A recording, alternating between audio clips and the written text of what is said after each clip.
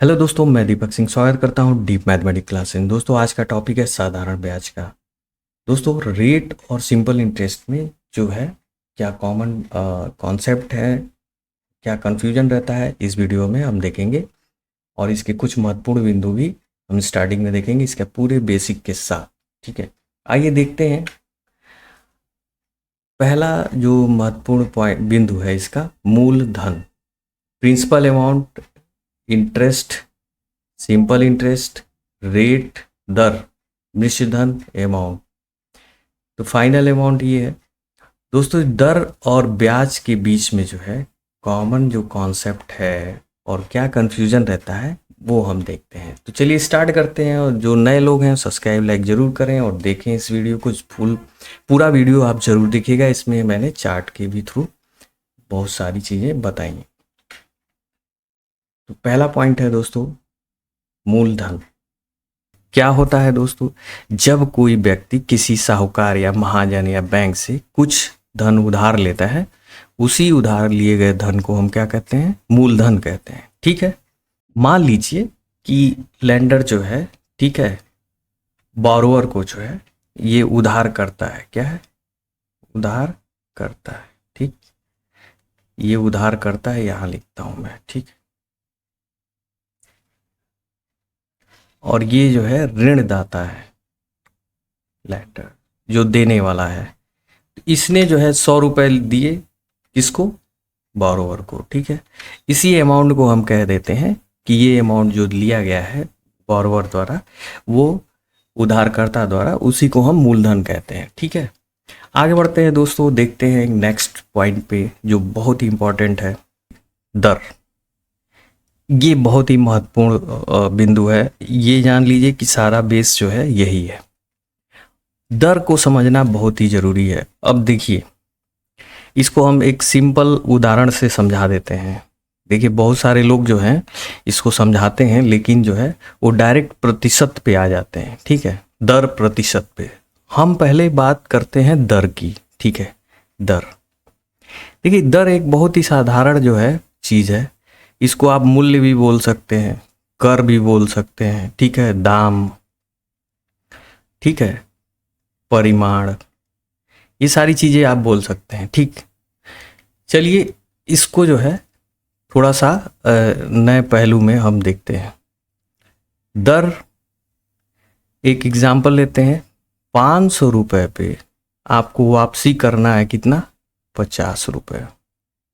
ये एक अमाउंट मैंने दे दिया है। मैंने 500 क्यों लिया? बहुत ज़रूरी था। 100 लेके जो है अभी कंफ्यूज नहीं होना है। 500 पे 50 रुपये जो है ये वापसी करना है।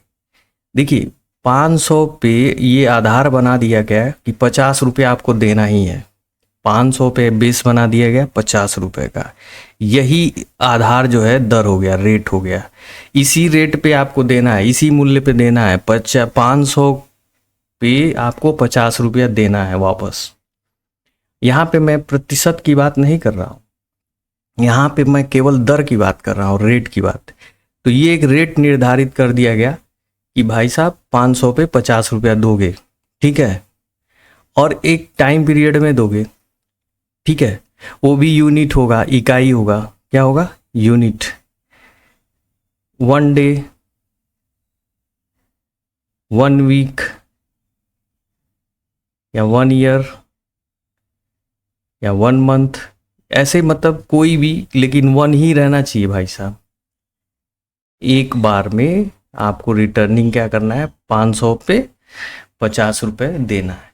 ये बात हो गई आपकी एक यूनिट की। ये बात हो गई आपकी एक यूनिट की, टाइम की बात हो गई। टाइम इसमें इन्वॉल्व हो गया। भाई, किसी को भी वापसी करना है जब, तो कुछ समय बाद ही आप वापस करेंगे, उसका यूज करेंगे। ठीक है, तभी तो उस कर का मतलब होगा। तो चलिए, ये दर की बात आपको समझ में आ गई। यहाँ कहीं भी प्रतिशत की बात नहीं हुई है। अब जब कंडीशन ये कहता है कि प्रतिशत में बताओ, तो एक जो है एक प्रक्रिया बना दी गई है कि 100 पे जो है कोई भी मूल्य वापसी हो रही है। 100 रुपये पे, ठीक है, कोई भी मूल्य वापसी हो रही है। आर की वैल्यू आप कुछ भी ले लीजिए, 10 रुपए ले लीजिए, 5 रुपए लीजिए, 4 रुपए ले लीजिए, ठीक है। यही आपका जो है 100 पे निर्धारित हो जाता है प्रतिशत, देखिए, ठीक है। यही आप पे जो है निर्धारित हो जाता है। तो क्या कह रहे हैं, मान लीजिए कि 100 पे जो है 4 रुपए वापस करने हैं, ठीक है। तो आप इसको लिख सकते हैं कि 1 रुपए पे 4/100, ये बेसिक आ गया। यूनिट देखिए, यूनिट की बात आ गई आप, ठीक है, यूनिट की बात आ गई। अब यहाँ पे 100 पे आधार क्या बना दिया जाएगा, बेस बना दिएगा, नीचे जो है 100। इसको इस तरह से लिख सकते हैं आप प्रतिशत के रूप में। तो ये डायरेक्ट ये इंडिकेट करता है कि 4 रुपया 100 रुपए पे, ठीक है। तो 500 पे कितना भाई साहब, 100 पे 4 रुपए, तो 5 नोट पे जो है 20 रुपए वापस होंगे। अब क्लियर हो गया होगा आपको, ठीक है। ये जो दर प्रतिशत और ब्याज दर जब टाइम पीरियड आ गया, इसमें इन्वॉल्व हो गया 1 साल पे, तो वो ब्याज के रूप में बदल जाएगा, वार्षिक है, मासिक, छमाही, ऐसे। तो रेट ऑफ इंटरेस्ट, ठीक है, ये इंटरेस्ट की बात इसमें इन्वॉल्व हो गई। और अगर सिंपली आप देखें दर की बात, तो दर क्या होता है आपको क्लियर हो गया होगा। उम्मीद करता हूँ आपको समझ में आ गया होगा। तो दोस्तों लाइक और सब्सक्राइब जरूर कर लीजिए। देखिए मैं छोटे छोटे बिंदुओं में बात कर रहा हूँ, ठीक है, जो कि बहुत सारे बच्चों को समझ में नहीं आता है, ठीक है। दर क्या है, फिर दर प्रतिशत क्या है, ठीक है, दर क्या है, दर प्रतिशत क्या है, फिर उसके बाद ब्याज दर क्या है, वार्षिक ब्याज दर क्या है, ये सारी चीज़ें जो है एक अलग अलग पॉइंट है, ठीक है। आगे बढ़ते हैं दोस्तों। ये जो पॉइंट है, अभी मैंने इसको समझाया है, ब्याज क्या है, ठीक है। उधार लिए गए धन पे एक निश्चित समय, मैंने टाइम पीरियड बताया था, ठीक है, 1 वीक, 1 डे, 1 वीक, ठीक है, या 1 मंथ, या 1 ईयर। तो ये सारे पॉइंट्स जो हैं आप देख रहे हैं, एक यूनिट है, इकाई, ठीक है। तो एक निश्चित समय के बाद लौटाया जाने वाला जो मूलधन के साथ अतिरिक्त धन, एक्स्ट्रा, ठीक है, जो एक्स्ट्रा धन हम लोग ने 50 रुपए वापस किए थे 500 पे, ठीक है, ये जो एक एक वर्ष पे, ठीक है, 1 ईयर पे, तो इसी को हम क्या कह देते हैं, ब्याज कह देते हैं। इसको आप रेट से जो है कंपेयर मत करिएगा, ठीक है, रेट ऑफ इंटरेस्ट से कंपेयर मत करिएगा। ये जो है 50 रुपए जो है वापस हुए हैं, ये ब्याज है, ठीक है, एक समय सीमा में रिटर्न किया गया अमाउंट है, एक्स्ट्रा अमाउंट है। क्या है, एक्स्ट्रा अमाउंट है, अतिरिक्त धन है। मूलधन तो रहेगा ही, ये तो वापस ही करना ही है, मूलधन तो वापस करना ही है, लेकिन उसके साथ जो धन वापस हो रहा है वही आपका ब्याज लग रहा है। अब किस रेट पे लग रहा है, किस दर पे लग रहा है, ये निकालने की जानकारी आपको आगे मिल जाएगी, ठीक है। फिलहाल जो अतिरिक्त धन है उसी को हम ब्याज बोलेंगे, ठीक है, इंटरेस्ट बोलेंगे। तो आगे बढ़ते हैं दोस्तों ये जो ब्याज मैंने अभी बताया है, उसके बाद जो है एक साधारण ब्याज की बात आ रही है, एसआई सिंपल इंटरेस्ट की बात। ये फाइनल जो पॉइंट है, ये क्या है दोस्तों, जो मैंने बताया कि 500 पे 50 रुपए एक्स्ट्रा जो है ये इंटरेस्ट है, और ये किस लिए है, 1 ईयर के लिए है, ठीक है। ऐसे बहुत सारे, उसने कहा कि मान लो आप 5 साल में लौटाओ, क्या लगाओ, 3 साल में लौटाओ, तीसरे साल 50 रुपए, दूसरे साल भी 50 रुपए, तीसरे साल भी 50 रुपए, ये इंटरेस्ट का सम होता है और ये एक जैसा दिखता है, इसीलिए इसको हम सिंपल इंटरेस्ट की बात करते हैं, ठीक है।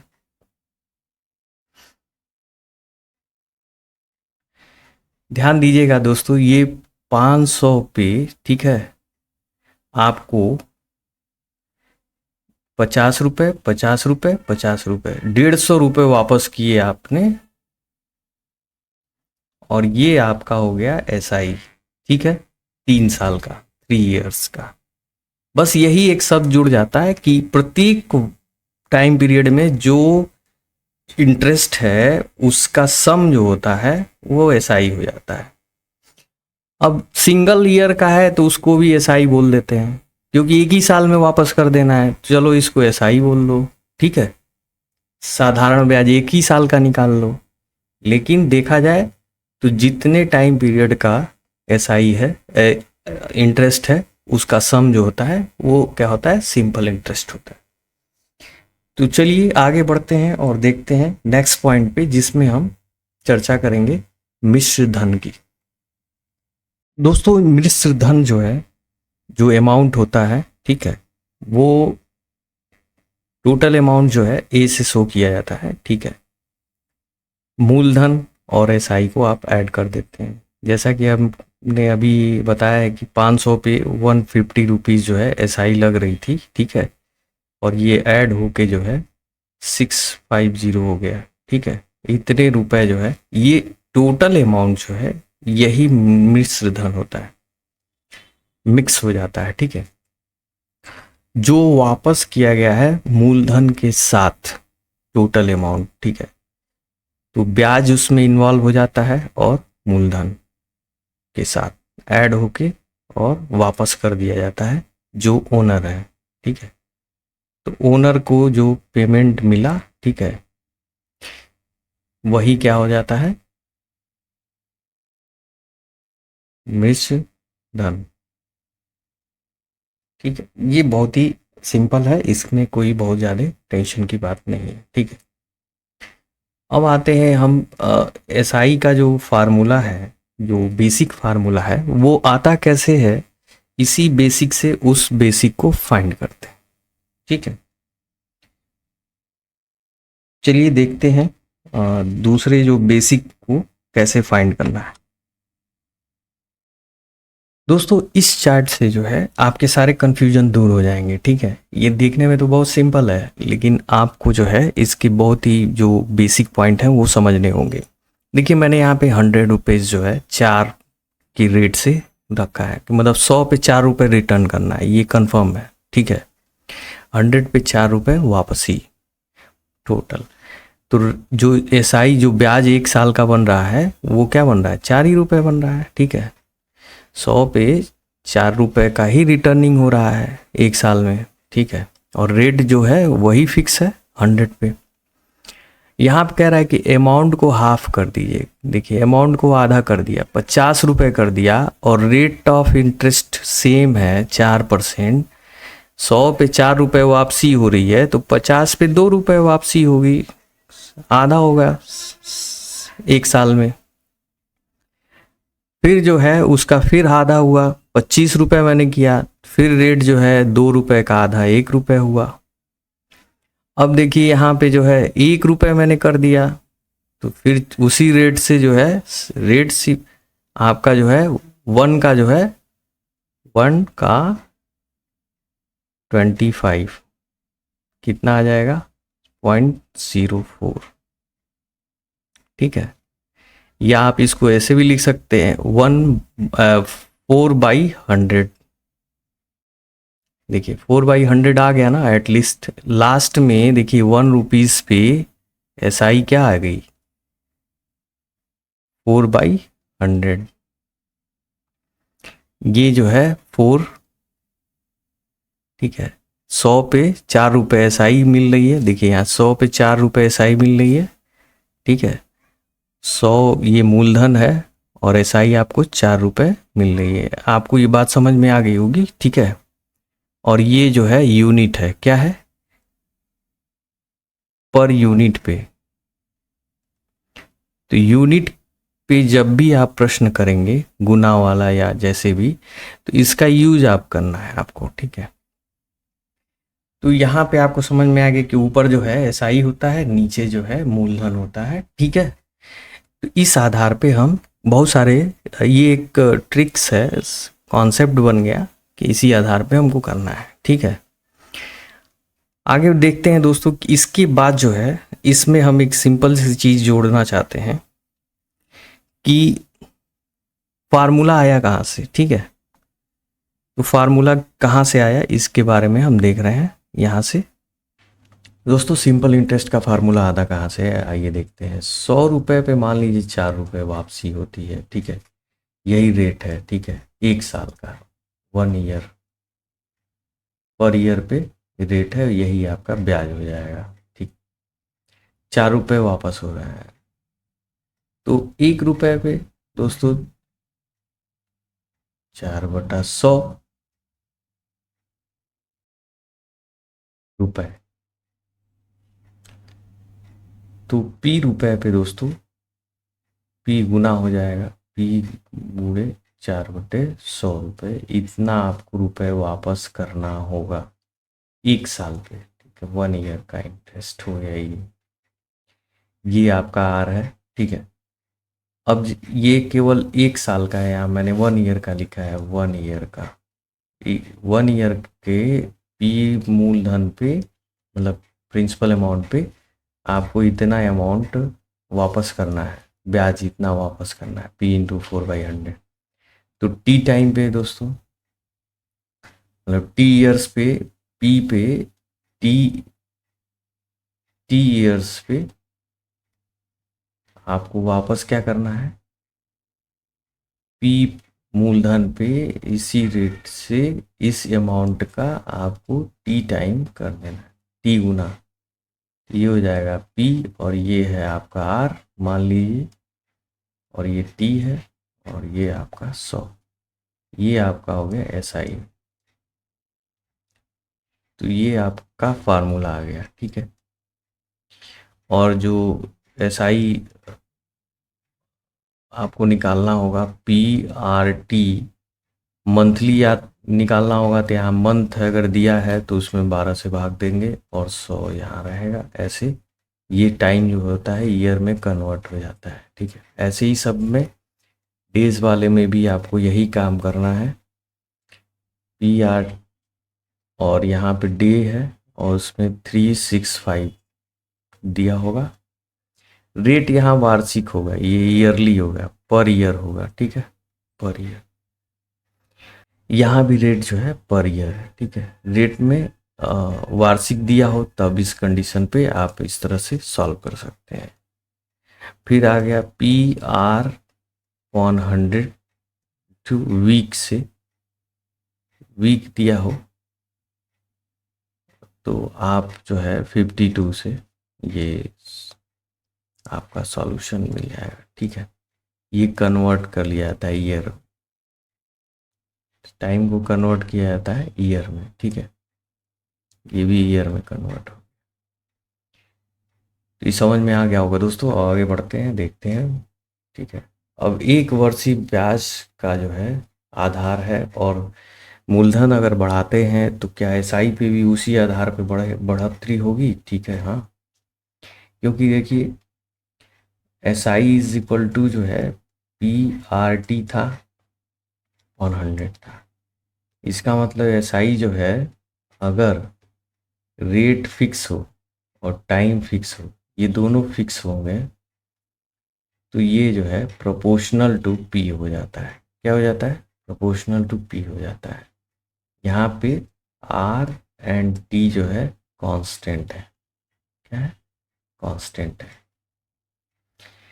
तो इस कंडीशन में हम देखते हैं, यहाँ पे देखिए प्रिंसिपल अमाउंट, रेट और टाइम, ये रेट जो है कांस्टेंट रख दिया गया, ठीक है, रेट में कोई बदलाव नहीं किया गया। और ईयर में ये रेट है, 100 रुपये पे 4 रुपये लग रहे थे वापस, ठीक है, और टाइम 1 साल का, तो जो एसआई आएगा आपका 4 रुपये आएगा। 2 वर्ष के लिए साधारण ब्याज दोस्तों, इसमें भी वही चार्ट यूज करेंगे, और बस टाइम जो है मैंने 2 ईयर्स का कर दिया, ठीक है।